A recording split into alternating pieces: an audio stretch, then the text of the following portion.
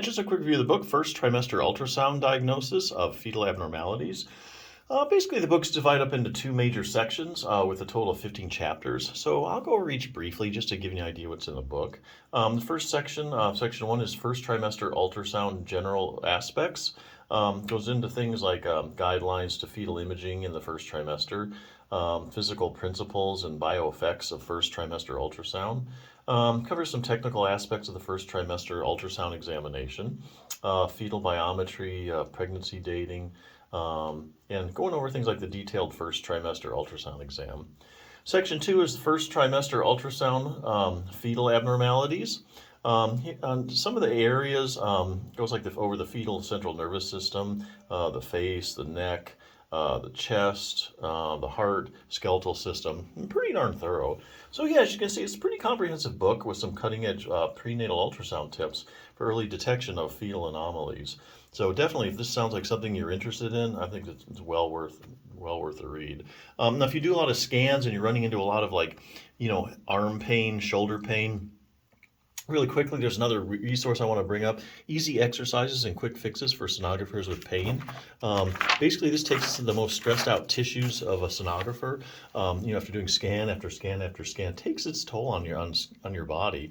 And quite frankly, sonographers have one of the highest rates of work-related musculoskeletal disorders in the healthcare field. So this one just basically starts like the thumb, goes to the wrist, the elbow, the shoulder, the neck, and then the lumbar spine. So basically, this is a book of exercises you can do and some tips to stay out of trouble.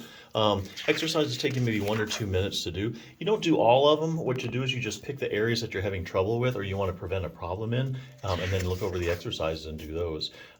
Really quickly, things like if you have thumb problems, like in your thumb joint, thumb arthritis, there's a thumb distraction technique they show you. Overworked joints and arthritic joints, they love to be distracted because it just takes all the pressure off of the joint. Gives it time to kind of reset itself.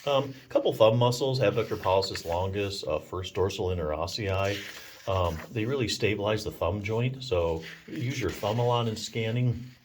This will kind of keep you out of trouble and lower any pain you have in your thumb.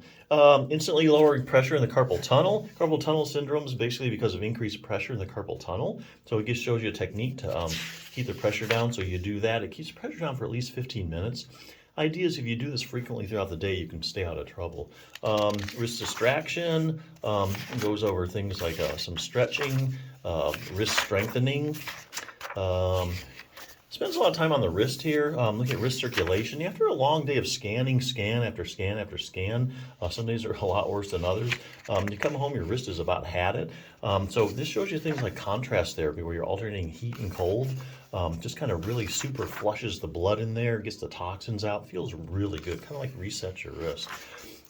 Shows you a massage technique with a tennis ball. You can do this at your table for 1 to 2 minutes. Makes a world of difference with your wrist muscles. Those are a little bit about splints. The elbow, gives you an exercise for tennis elbow. The shoulder basically emphasizes the rotator cuff.